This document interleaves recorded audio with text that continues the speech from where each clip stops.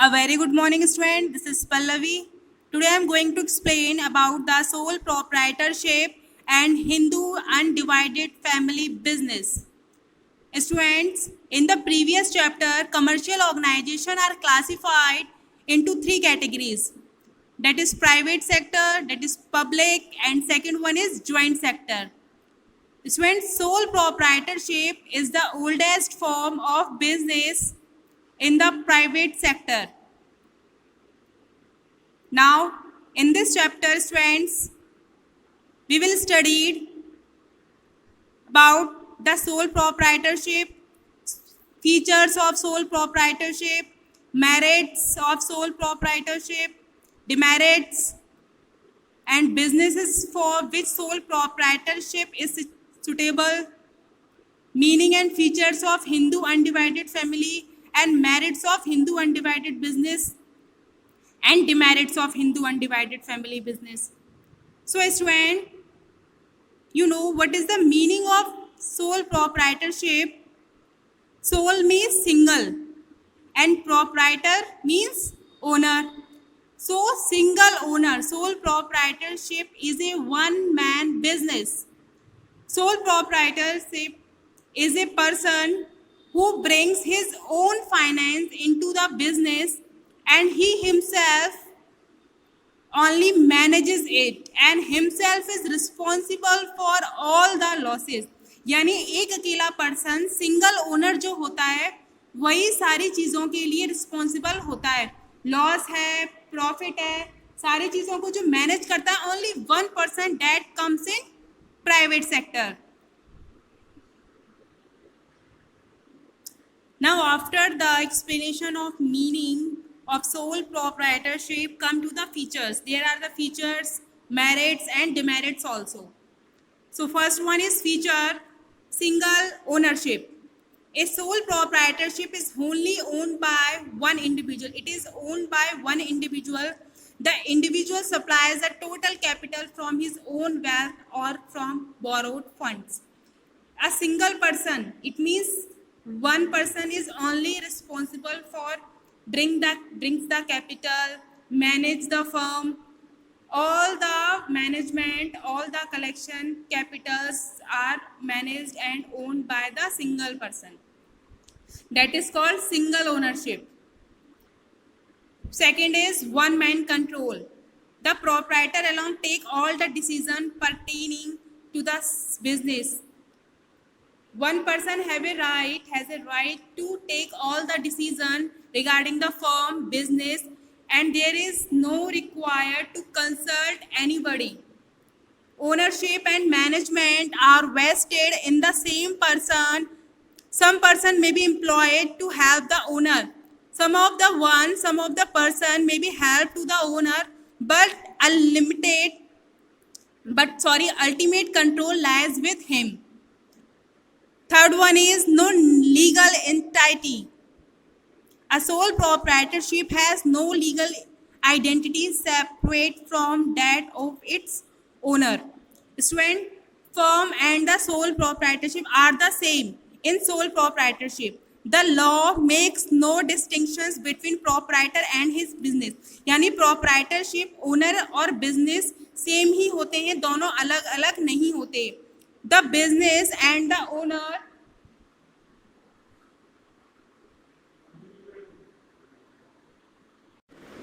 next topic is merits of sole proprietorship. First one is easy to start and dissolve. A sole proprietorship can be set up easily and quickly. The firm of sole proprietorship can be start up easily. आसानी से उसको setup किया जा सकता है. And no legal formalities are required or involved in the establishment of proprietorship. और कोई भी लीगल फॉर्मेलिटी की ज़रूरत नहीं होती. No need to legal formality. There is no need to associate others और to enter into any agreement. और किसी भी तरह की कोई भी एग्रीमेंट की ज़रूरत नहीं होती. Only a licence may be needed in special case. केवल लाइसेंस की ज़रूरत होती है स्पेशल केसेस में. The proprietor can start business operation as when he desires. Anyone can start the business when he desire, जब भी वो चाहे तब वो अपने बिजनेस को स्टार्ट कर सकता है। और उसी तरह से similarly A sole proprietorship can be close down very easily and quickly. और जिस तरह से ये इसको सेटअप इजीली किया जा सकता है, उसी तरह से इसको क्लोज भी जल्दी किया जा सकता है। Motivation to work. The proprietor alone is entitled to receive all the profit and business. He alone has to bear all the losses. When a sole proprietor is only one person to handle their firm, then he is responsible for all the profit of the business and to bear all losses. There is a direct relationship between effort and reward. Therefore, there is an incentive to work hard. The proprietor is motivated to make the best possible use of skill and resources to maximize profit. और proprietor अपने आप को best motivate कर सकता है best result देने के लिए, अपने बेस्ट स्किल्स का यूज़ करके, रिसोर्सेज का यूज़ करके अच्छे से अच्छे प्रॉफिट को मैक्सिमाइज करने के लिए, अपने प्रॉफिट को इंक्रीज करने के लिए। Next is quick decisions. The sole proprietor is completely free to take decision. Sole proprietorship is completely free to take decisions, ले सकता है and to implement them, और किसी भी तरह का कोई भी modification कर सकता है। He need not consult other or seek their approval. उसे किसी भी तरह की अप्रूवल की ज़रूरत नहीं होती, किसी से कंसल्ट करने की ज़रूरत नहीं होती। Quick decision and prompt decisions helps to improve the efficiency of business operation. और ये जो प्रॉम्प्ट क्विक डिसीजंस होते हैं, ये एफिशिएंसी को बिजनेस की इंक्रीज करने में हेल्प करता है। Next is independent control. The sole proprietorship is the supreme जज of all the matters pertaining to his business. Sole proprietorship is a supreme judge for all the matters to his business. He enjoys complete freedom of action. उसको freedom होती है completely. No legal formalities are to be complied with and nobody can interfere in his work. और किसी भी तरह का कोई भी person interfere नहीं कर सकता। He exercises control over all functions of business.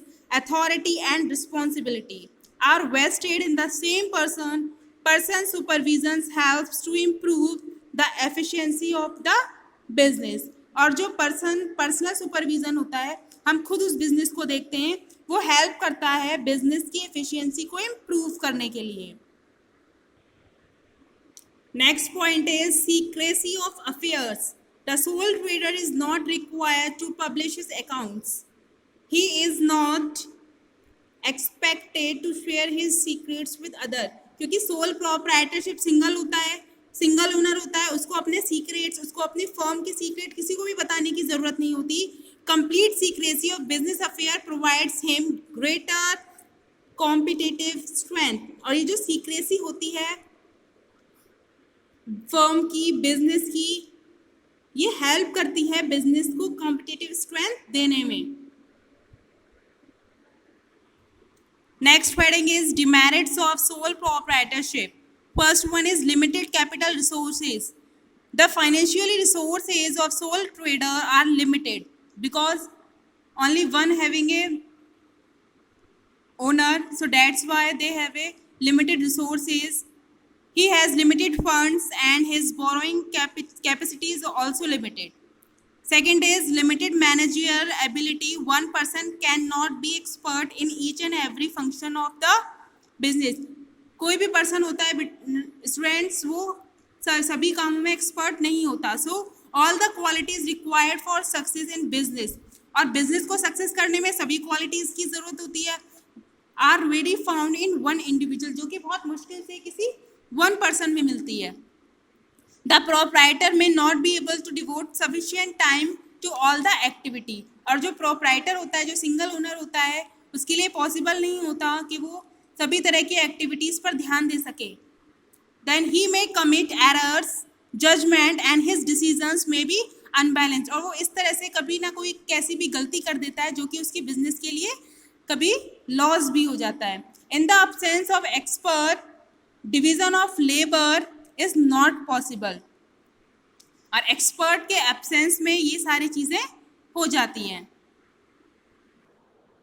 Unlimited liability. The proprietor is personally liable for all the business losses of business. जो proprietor होता है वो only one person is responsible for all the losses of the business. For of loss of personal property due to failure of business makes the proprietor. और कभी कभी जब वो अपने डेप्ट्स को पे नहीं कर पाता तो उसकी पर्सनल प्रॉपर्टी ले ली जाती है and as a result the business may fail to grow. और इसी वजह से कभी कभी बिजनेस फेल भी हो जाता है and keep pace with new developments in particular field. So next topic is uncertain life.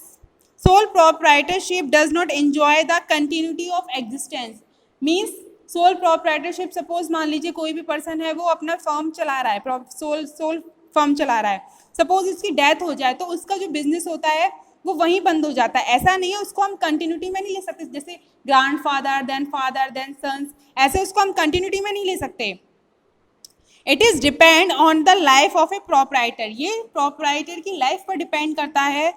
Business may come to the standstill due to the illness, insolvency and death of the proprietor. His successors may not be capable. जो भी उसके successors होते हैं वे capable नहीं होते business को अच्छे से आगे सक्सेसफुली रन करने के लिए. Next topic is limited scope for expansion. Due to limited finance and managerial resources there is a little scope for expansion. और इसलिए उसका जो स्कोप होता है वो बहुत ही लिमिटेड होता है expansion is in sole proprietorship. In the absence of large scale operation, और अगर हम लार्ज स्केल ऑपरेशन की बात करें, it can not take advantage of economies of large scale operations. Next topic is Hindu undivided family. Student, the joint Hindu family business refers to a business which is owned and managed by the members of joint Hindu family. ये एक ऐसा business होता है जो कि family के members के through ही run किया जाता है, ओन किया जाता है, मैनेज किया जाता है. So that's why it's known as Hindu undivided family business. और इसीलिए ही इस बिजनेस को हिंदू डिवाइडेड फैमिली बिजनेस कहते हैं. It goes up to 3 successive generations. Successive generation can share this family business. That you can say it means जैसे grandfather के बाद फिर फादर और देन सन. तो ये जो 3 सक्सेसिव जनरेशन होती है ये इस फैमिली बिजनेस को शेयर कर सकती है, मैनेज कर सकती है, हैंडल कर सकती है. It belongs to Hindu successive act. और ये जो है वो हिंदू सक्सेसिव एक्ट को बिलोंग करता है. It followed a Mitakshara law and a law of successive. The eldest member of the family is called a karta. और इस बिजनेस में जो सबसे ज़्यादा एल्डेस्ट फैमिली मेंबर होता है उसको हम कर्ता कहते हैं. और जो सारी रिस्पॉन्सिबिलिटी होती है ना स्टूडेंट्स, वो सारी कर्ता पे ही होती है. और जो अदर पार्टनर्स होते हैं, एक जो एल्डेस्ट फैमिली मेंबर था वो तो कर्ता हो गया, लेकिन बाकी के जो पार्टनर्स होते हैं बिजनेस के उसको हम को पार्टनर्स बोलते हैं. क्या बोलते हैं?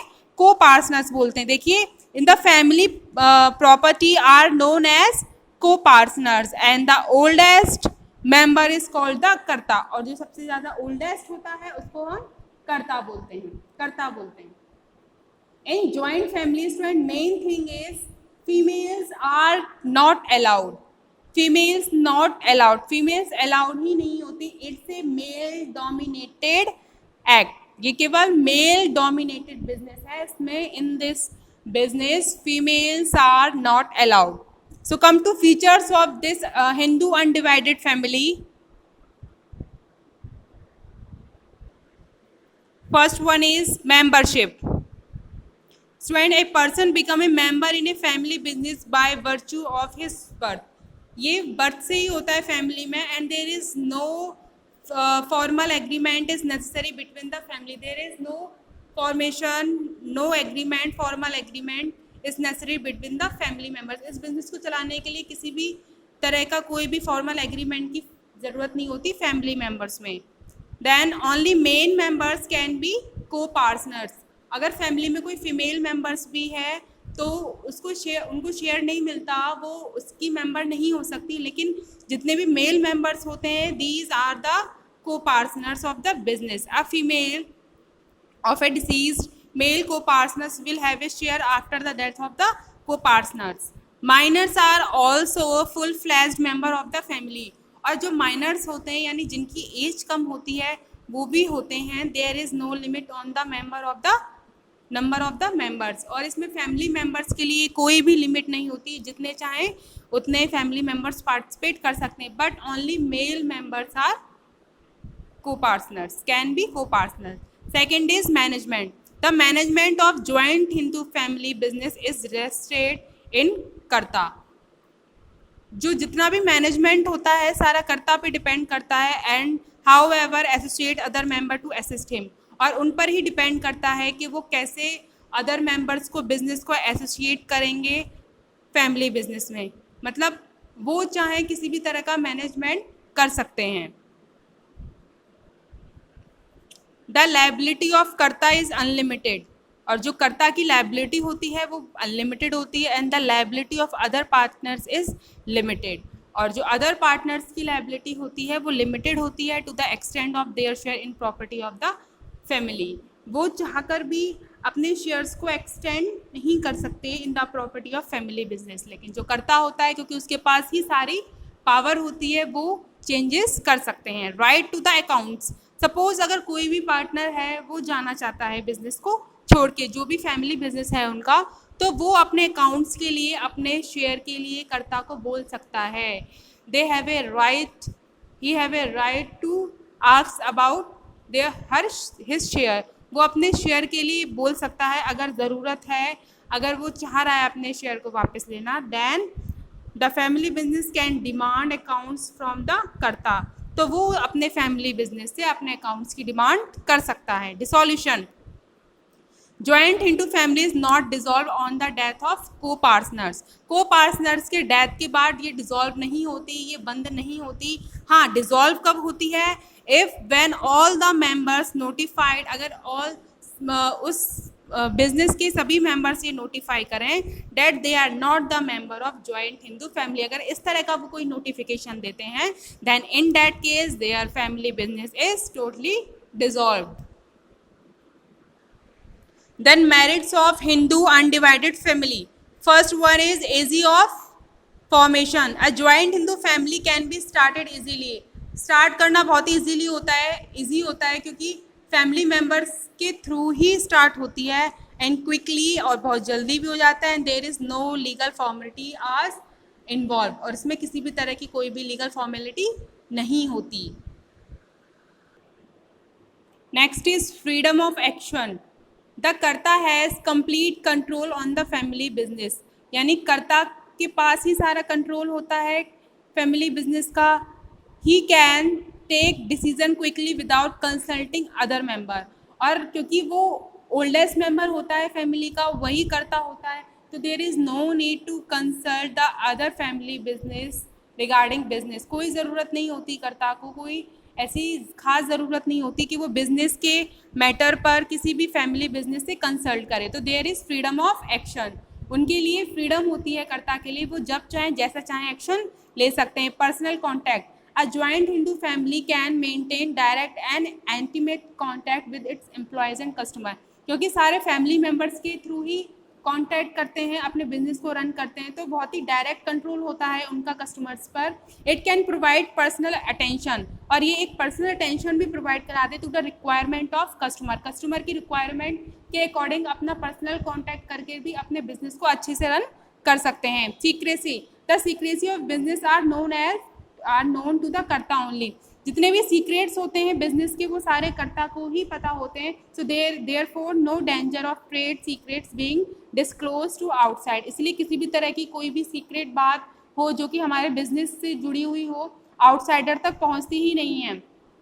कोई भी बाहर वाला बिजनेस उसको कर ही नहीं पता चलता, क्योंकि बिजनेस जो भी बिजनेस में होने वाले एक्टिविटी जो भी रन की जाते हैं वो सारे फैमिली मेम्बर्स के थ्रू ही होते हैं। तो there is a secrecy. Limited liability, the liability of all the member except the karta is restricted, यानी कर्ता को छोड़ के बाकी सभी लोगों की लाइबिलिटी जो होती है वो लिमिटेड होती है and there risk is limited and known. Continuity, the existence of joint Hindu family business is not threatened by the death of incapacity of any member of the karta. किसी भी फैमिली मेम्बर्स की death होने के बाद ये जो business है वो रुकता नहीं है। It is stable and comes to end, और एंड कब होता है इसका? Only the total break down of joint family, जब पूरी तरह से फैमिली के जो मेल मेंबर्स होते हैं, को पार्टनर्स होते हैं, कोई भी नहीं रहता, जब वो कहीं ना कहीं उसकी स्टेबिलिटी रुक जाती है, अदरवाइज कंटिन्यू ही रहता है।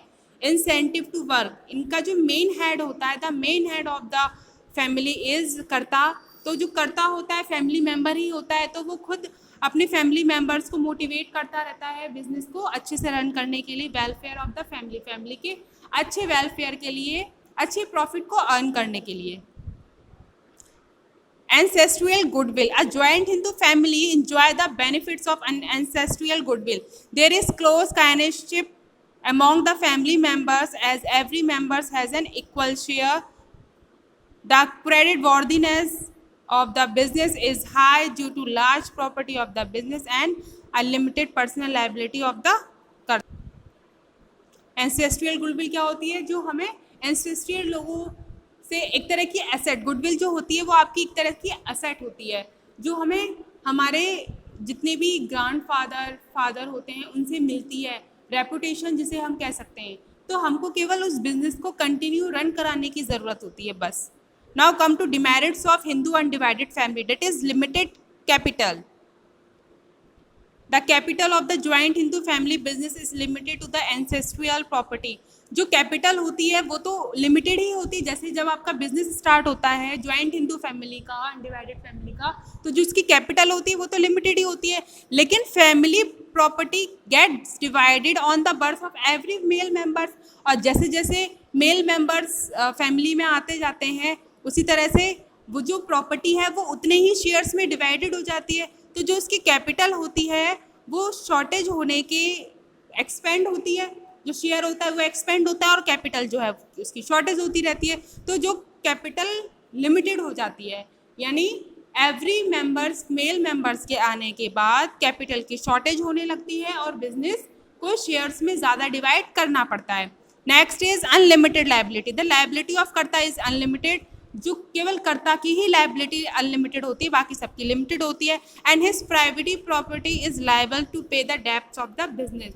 और अगर सपोज मान लो बिजनेस में लॉस हो जाता है तो केवल कर्ता की ही रिस्पॉन्सिबिलिटी बनती है कि वो उस अपनी प्राइवेट प्रॉपर्टी भी लाइबल हो सके अपने डेट्स को क्लियर करने के लिए। जितना भी लोन है, जितना भी इंसॉल्वेंस अगर हो जाता है वो, तो अपने डेट्स को पे करने के लिए अपनी जो प्राइवेट प्रॉपर्टी है उसको भी दे सकता है।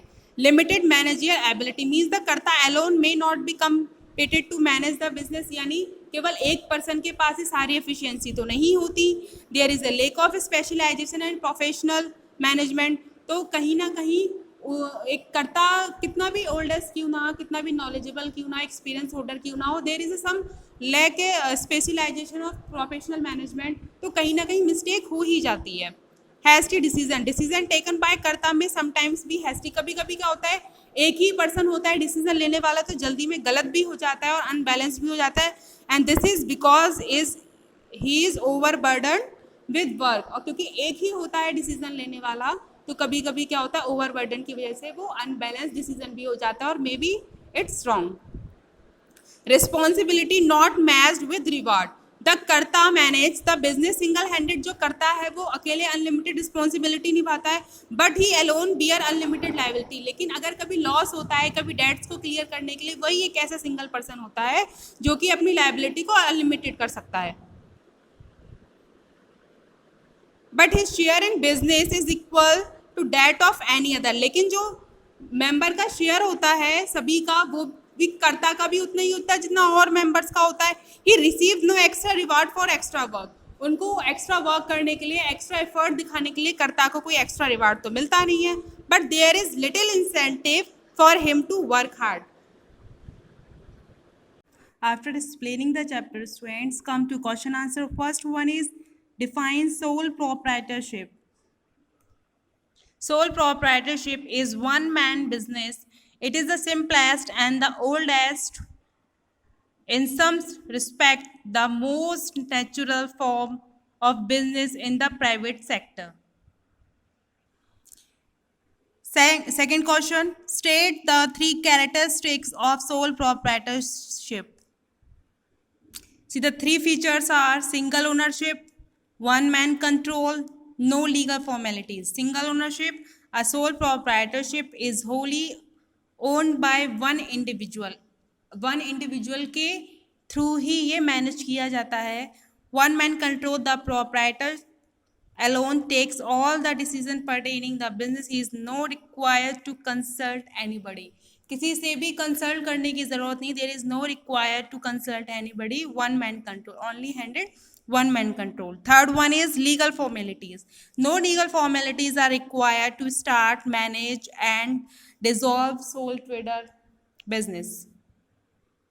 Fourth one is mention two limitations of sole proprietorship. First one is, the answer of fourth question is limited capital resources. Student, you have to write only two limitations of sole proprietorship.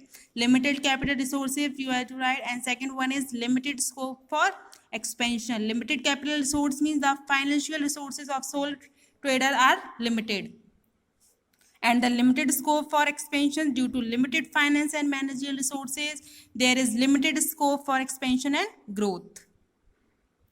Now fifth one is, what is Hindu undivided family business? The meaning of Hindu undivided family is to a business which is owned and managed by the members of a joint Hindu family, जो एक ही family के members के through run किए जाते हैं, and it is also known as the Hindu undivided family. Now come to long question answer. First one is, what is sole proprietorship and describe its features also. Answer number one, sole proprietorship means a business owned, financed and controlled by a single person. And see its features. In your chapter, students, there are 7 features are given. You have to write only 4 features. Single ownership, one man control, no legal entity and unlimited liability. I have told you in description in chapter earlier. So write down any 4 of them. Second is, explain the merits and demerits of sole proprietorship. This is a merit of sole proprietorship. Student, you have to write only 3 of them. Easy to start and dissolve, motivation to work, and third one is quick decision. And here, first, demerits of sole proprietorship, it means limitations, limited capital resources, limited managerial ability, and the unlimited liability are the 3 demerits of sole proprietorship. Seventh one, explain the characteristics of a joint Hindu family business. Students, membership, management, liability, and right to accounts dissolution are the features, characteristics of joint Hindu family business. You have write only 3 or 4. 8th, discuss the merits and demerits of a joint Hindu family business. You have to write a merits and demerits.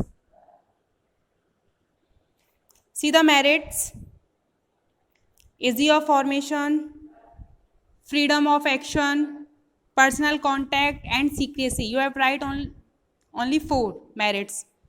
And look at the demerits: limited capital, unlimited liability, hasty decisions, source of inflicts.